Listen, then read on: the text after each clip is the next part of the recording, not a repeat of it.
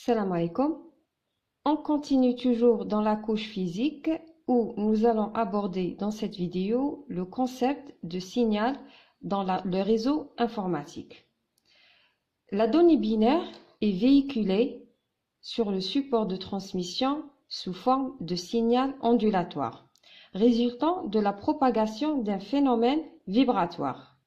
Trois types d'ondes existent.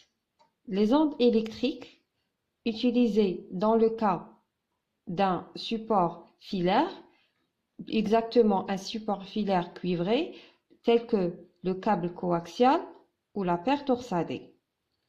Les ondes radio dans le cas d'un réseau hertzien ou satellite, et les ondes lumineuses dans le cas de la fibre optique ou de l'infrarouge. Le signal peut être soit sous forme de carré, il est appelé un signal numérique, ou sous forme de sinusoïdal, c'est-à-dire ne plus avoir de franc montant et de franc descendant, et il est appelé signal analogique. Deux questions qu'on se pose. À quel moment est utilisé chaque type de signal et comment la suite binaire est codée, c'est-à-dire traduite en signal.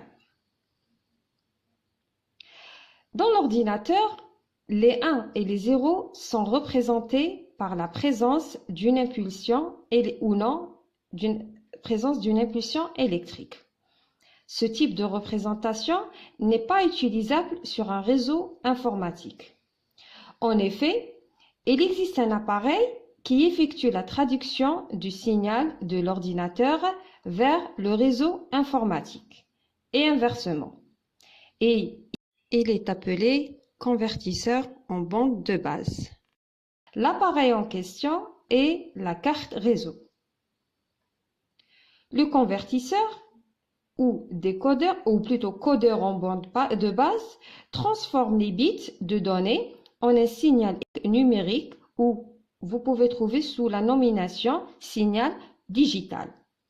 Ce signal se présente sous forme d'une suite de niveaux de tension ou dans des amplitudes où les voltages sont choisis parmi un nombre fini de possibilités.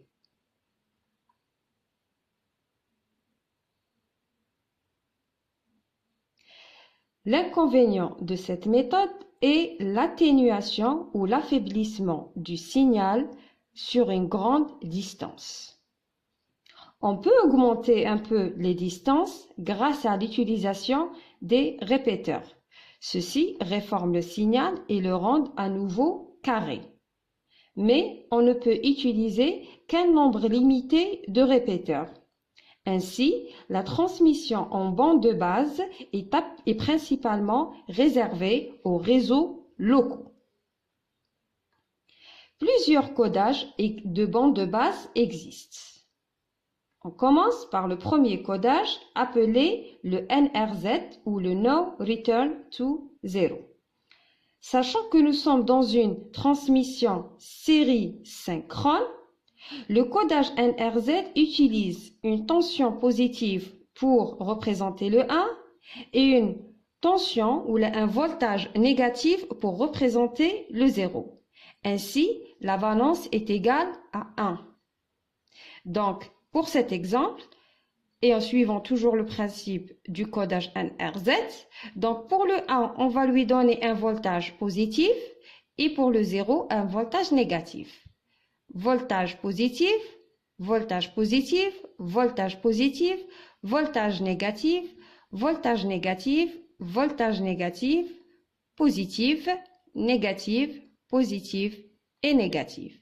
Et on obtient ce type de signal numérique. À savoir que le codage NRZ est utilisé dans les liaisons série, soit RS232. On remarque que dans un signal numérique codé suivant la méthode NRZ, qu'une suite de 1 ou une suite de 0 va donner un niveau de voltage constant. Ainsi, avec la méthode NRZI, le Non-Return to Zero Inverted, cette méthode, elle propose que pour le 1, on change de voltage d'un voltage positif vers un voltage négatif ou d'un voltage négatif vers un voltage positif, et pour le 0, pas de changement de voltage. Ainsi, et toujours avec le même exemple sur lequel on est en train de travailler avec. Donc, on va supposer qu'à cet instant T, le 1, il est codé avec le voltage positif. Donc, suivant ce principe-là, pour le 0, ce ne sera pas de changement de voltage, donc voltage positif. Après, pour le 1 qui va suivre, ce sera un voltage négatif. Par la suite, le 1, ce sera un voltage positif. Après, voltage négatif. Après, ici, le 0, ce sera pas de changement de voltage. Pas de changement de voltage, pas de changement de voltage. Maintenant, pour le 1, on doit changer de voltage. Donc, ce sera un voltage positif. Après, pas de changement de voltage. Le 1, voltage négatif et pas de changement de voltage. Et on obtient ce type de signal. Alors, le codage NRZI, il est utilisé dans les connexions USB. Alors, maintenant, passons à un troisième type de codage, c'est le codage MLT3. Alors, le MLT3 propose, est-ce que le 1, à un instant T, peut prendre un des trois voltages, voltage positif, voltage nul ou voltage négatif.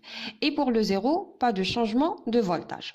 Donc, avec le même exemple, on va supposer qu'au niveau un instant T, le 1 va prendre le voltage positif.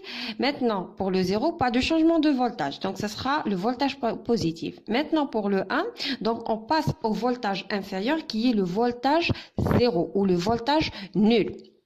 Il faut savoir que lorsqu'on change de voltage, on change de voltage de manière, on va dire, dégradée. C'est-à-dire du voltage positif vers le voltage nul, vers le voltage négatif, ou du voltage négatif vers le voltage nul après le voltage positif. Donc maintenant, pour le 1, ce sera un voltage négatif.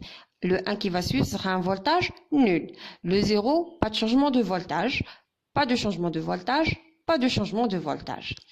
Maintenant, pour le 1, ce sera un voltage positif. Après, pas de changement de voltage.